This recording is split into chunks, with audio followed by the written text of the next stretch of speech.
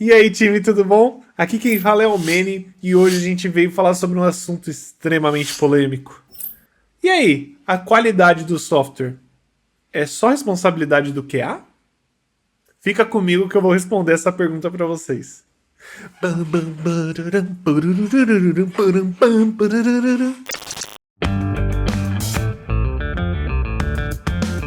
Time, primeira coisa que a gente tem que levantar quando a gente está falando sobre responsabilidade e qualidade de software. A gente vai falar sobre o que é qualidade de software. Vocês têm que entender que qualidade de software é um conceito sobre a qualidade do software que você está trabalhando. Tá? Isso, obviamente, abrange o código que está sendo trabalhado, o processo e a forma que o produto está sendo desenvolvido. Não necessariamente tecnicamente, né, desenvolver programação, mas a forma que o produto está sendo desenvolvido em relação ao processo do produto, tá? Então, como que foi criado os critérios de aceite, como foram criadas as histórias e as tasks para serem desenvolvidos esse produto, ok? E, obviamente, como que foi feita essa evolução. E a qualidade de software nada mais é, no final das contas, de satisfazer o usuário final na hora que ele estiver utilizando. Seja na parte de usabilidade, que obviamente é uma questão totalmente relacionada ao design, como também a parte de funcionamento, né? Questão de ter bugs ou não. Então, no final das contas, a qualidade do software é garantir que o usuário vai ter uma experiência completa e confortável dentro do seu sistema. Legal? A gente estabeleceu isso, então a gente já deu o primeiro passo. Vamos falar agora por que a qualidade não é só responsabilidade do QA. Primeira coisa que a gente tem que ser falado. Todo software tem bug. Repita comigo, todo software tem bug. É impossível um software de um tamanho considerável, tá? Se a gente tiver softwares muito específicos que fazem coisas extremamente específicas, né? APIs que fazem coisas específicas, ou sistemas que fazem coisas específicas, tudo bem, ele realmente pode não ter nenhum bug. Porém, softwares complexos vão ter bugs. Se você acha que o seu software não tem bugs, é porque você ainda não achou eles. Por que eu estou dizendo isso? O software existem infinitos cenários, tá? Então existem cenários que não só eles vão entrar novos, né? Porque se esse software ele continua sendo desenvolvido, vão entrar novos bugs em relação a ele. Então vão criar novos cenários, né? Várias combinações. E isso faz com que seu software ele tenha bugs, sim. Porém, você como QA tem que garantir a experiência do usuário principal e a maior quantidade de cenários sejam testadas e validadas, ok?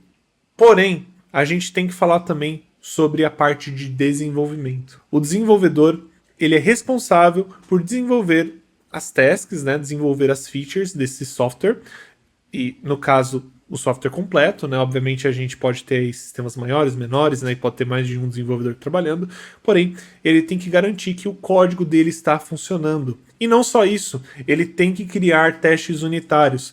Testes unitários são responsabilidade, sim, do desenvolvedor. E eu vou explicar o porquê. Uma das formas de se trabalhar com testes unitários é o TDD, ou seja, criar funções que sejam testáveis. Então, enquanto você está desenvolvendo ali uma função nova para aquela história que o desenvolvedor está trabalhando, ele também tem que criar o teste unitário para aquele software. Obviamente, teste unitário ele é a maior parte de testes que vão ter no sistema, então é de extrema importância que isso seja bem desenvolvido. O desenvolvedor tem que validar se os testes estão rodando perfeitamente e nós, como QA, obviamente vamos consumir esses testes, porque eles fazem parte da qualidade. E além disso, o desenvolvedor ele tem que entregar uma feature que esteja funcionando. Então, é muito comum a gente trabalhar em empresas, tá? Que o desenvolvedor, ele vai lá, faz a feature e entrega de qualquer jeito para você. Você vai testar, por exemplo, uma funcionalidade de login, ela loga, perfeito. Porém, quando você vai testar ali com e-mails repetidos na hora de fazer o cadastro, ele faz o cadastro sem considerar o e-mail.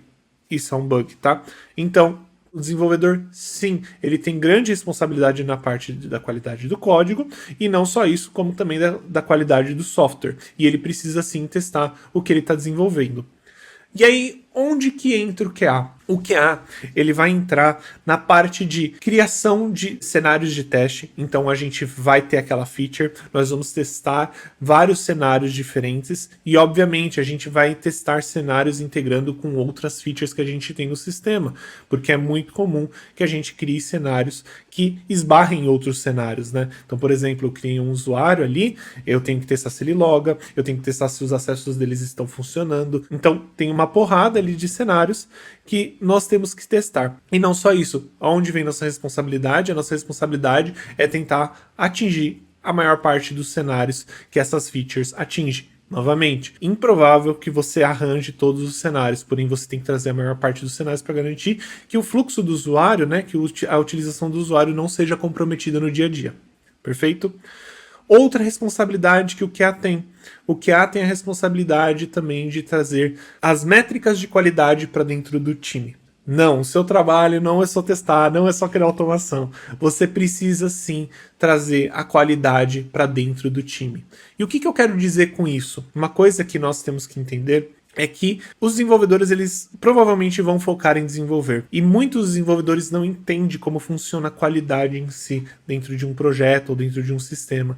Então é de extrema importância que você traga essas informações para o time. Então, vamos falar sobre test coverage, vamos falar sobre pirâmide de testes, inclusive a gente tem um vídeo sobre pirâmide de teste, vai lá dar uma olhada caso você queira se aprofundar um pouquinho mais sobre isso, mas a gente tem que trazer esse tema para dentro do time, a gente tem que criar documentação de testes, a gente tem que criar também a documentação da nossa automação.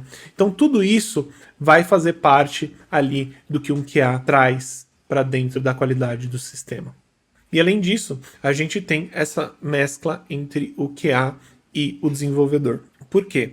Quando você está ali desenvolvendo, né, o desenvolvedor ele tem como responsabilidade dele entregar um código que está funcionando, né, entregar uma feature funcionando, e ele precisa também documentar isso. Temos ali, né, o GitHub, ajuda documental, até mesmo na história que você está trabalhando dentro do seu projeto. E você, como QA, tem que testar essa feature, considerar as alterações que ele fez ou o que ele fez de novo, e precisa ter uma comunicação clara caso você ache problemas nesse desenvolvimento, certo? Lembrando, é sua responsabilidade trazer essas informações sobre bug de uma forma que seja simples para que o desenvolvedor entenda, porque aí quando ele for trabalhar nesse bug, ele vai conseguir trabalhar com mais efetividade e em menos tempo. Além disso, muitos times não têm designers, eu digo UX, UI, né?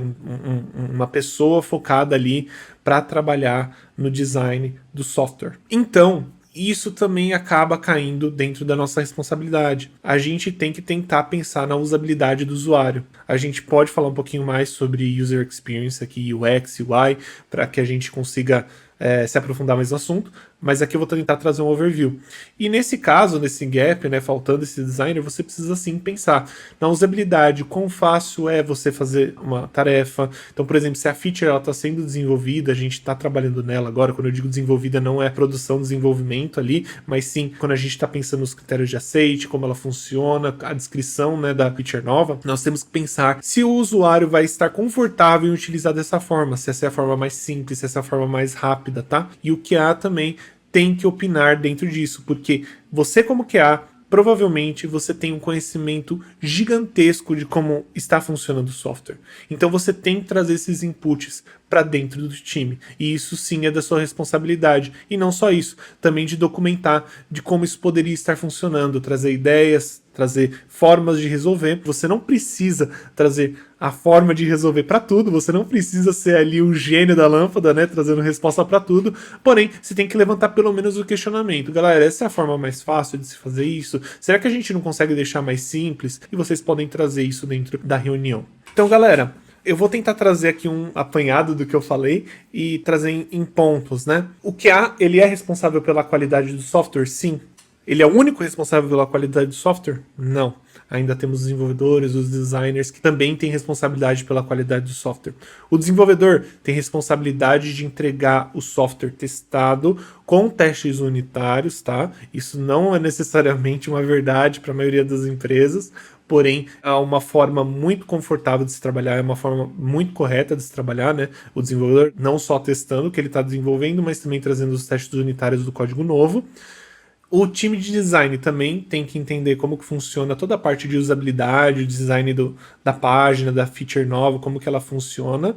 Então, isso precisa estar alinhado com o que o produto traz, né? E como o usuário vai se impactar ali dentro do sistema. E você, como QA, você é o guardião da qualidade, tá? Então, óbvio, você vai fazer testes manuais, você vai fazer automação para aquela feature nova, você vai rodar testes regressivos para aquela feature nova, você vai rodar teste end-to-end, vai adicionar essa feature nova no teste end-to-end ou alteração também. Sim, porém, você também tem que trazer como o time vai trabalhar com os padrões de qualidade. Então, o sistema está funcionando, a gente tem código de erro para todos os erros que a gente tem mensagem de erro para todos os erros que existem dentro dessa feature, a usabilidade está legal, a gente tem todos os requisitos, critério de aceite está funcionando, você documentou bem o que está sendo feito, as alterações que foram feitas na automação.